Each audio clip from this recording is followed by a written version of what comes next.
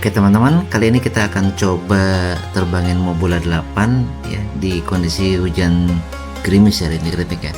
Saya mau coba terbang agak tinggi dulu ya biar kelihatan di jalanan juga sedikit banjir di depan di jalan raya. Cuman saya nggak berani ke jalan raya, khawatir saat terbang ini ada sesuatu di flight controller yang nanti berimbas drone-nya jatuh dan kelindes. Jadi saya menghindari terbang di atas jalan dulu. Karena ini pertama kalinya saya terbang dalam kondisi hujan. Oke, selamat menikmati penerbangan ini ya, sambil diiringi dengan musik ya. Buat yang belum like dan subscribe, silahkan like dan subscribe channel Mr.